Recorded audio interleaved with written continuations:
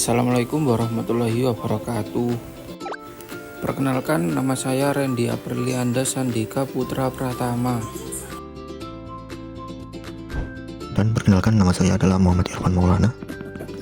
Di sini kami akan menjelaskan sejarah Islam di Madinah. Mari kita simak bagaimana sih sejarah Islam di Madinah waktu itu. Nabi Muhammad SAW dan para sahabat hijrah dari Mekah ke Yatsrib yang kemudian disebut Madinah. Peristiwa ini disebut hijrah dan menjadi awal kalender Hijriah. Tujuan hijrah yaitu menyelamatkan diri dari tekanan Quraisy dan membangun masyarakat Islam yang damai.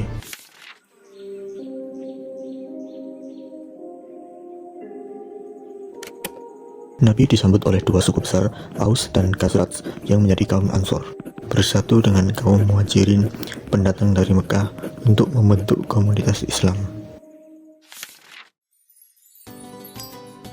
Nabi Muhammad membuat piagam Madinah untuk menyatukan Muslim, Yahudi, dan suku-suku lainnya di Madinah. Piagam ini mengatur hak dan kewajiban seluruh penduduk serta menjaga perdamaian.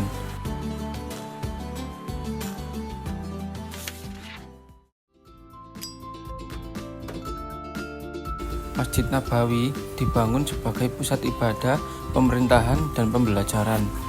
Madinah menjadi pusat dakwah dan kekuasaan Islam.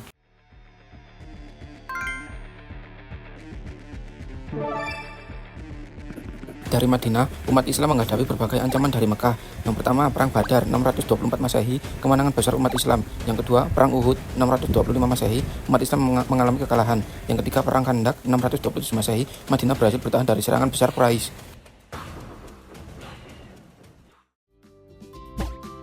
Setelah itu, masyarakat Islam tumbuh kuat dan stabil. Selanjutnya, dakwah Islam menyebar keluar Madinah dan mulai menjangkau seluruh jazirah Arab. Baik, berikut ini adalah penjelasan secara mendetail tentang sejarah Islam di Madinah.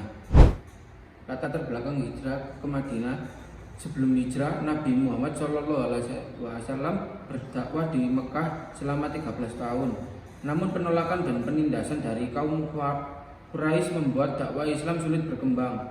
Sementara itu, di kota Yatsrib, dua suku besar yaitu Aus dan Khazraj sering berperang dan mencari tokoh pemersatu. Mereka mendengar tentang Nabi Muhammad dan tertarik pada ajaran Islam. Setelah beberapa pertemuan rahasia, termasuk Baiat Aqabah 1 dan 2, mereka mengundang Nabi ke Yatsrib untuk menjadi pemimpin dan penengah konflik. Maka pada tahun 622 Masehi, Nabi dan para sahabat melakukan hijrah ke Yatsrib. Perubahan nama Yatsrib menjadi Madinah. Setelah kedatangan Nabi, berubah nama menjadi Madinah Al-Munawwaroh, yang berarti kota yang bercahaya, atau cukup disebut Madinah. Perubahan nama ini mencerminkan transformasi kota dari yang sebelumnya penuh konflik menjadi pusat spiritual dan politik umat Islam. Pembangunan masyarakat Islam. Pembangunan Masjid Nabawi. Salah satu langkah pertama Nabi adalah membangun Masjid Nabawi yang menjadi pusat ibadah, pendidikan, musyawarah, dan pemerintahan. Persaudaraan Muhajirin dan Ansor. Nabi mempersaudarakan kaum Muhajirin, kaum Muslimin dari Mekah dengan Ansor, penduduk Madinah yang membantu Nabi sebagai bentuk solidaritas dan persatuan umat. Selanjutnya, Piagam Madinah. Nabi menyusun Piagam Madinah, sebuah perjanjian antara umat Islam, kaum Yahudi, dan suku-suku lain. Isinya antara lain: 1. Menjamin kebebasan beragama. 2. Menetapkan hak dan kewajiban semua warga. 3. Semua pihak harus membela Madinah dari serangan luar.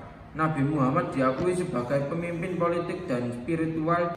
Selanjutnya, piagam ini adalah salah satu konstitusi tertulis pertama dalam sejarah dunia yang konflik dan peperangan. Meskipun telah hijrah, kaum Quraisy tidak terhenti mengancam umat Islam. Beberapa perang besar terjadi, di antara lain yang pertama Perang Badar pada tahun 624 Masehi, perang pertama antara kaum Muslimin dan Quraisy. Pasukan Muslimin hanya sekitar 300 orang, sedangkan Quraisy 1000 orang. Umat Islam menang besar yang meningkatkan moral dan kepercayaan diri mereka. Perang Uhud, Quraisy membalas kekalahan Badar. Awalnya umat Islam unggul, namun karena sebagian pasukan pemanah melanggar perintah Nabi, mereka diserang balik. Pasukan muslimin kalah dan Nabi terluka. Perang Khandaq, koalisi Quraisy dan sekutu mengepung Madinah. Atas saran Salman Al-Farisi digalilah parit atau Khandaq sebagai pertahanan. Musuh gagal menembus pertahanan dan Islam berhasil bertahan. Pembersihan pengkhianat dan penegakan stabilitas. Beberapa suku Yahudi di Madinah seperti Bani Qainuqa, Bani Nadir, dan Bani Quraiza melanggar piagam Madinah dan melakukan pengkhianatan terhadap kaum muslimin. Mereka bekerja sama dengan musuh dari luar, yaitu Quraisy.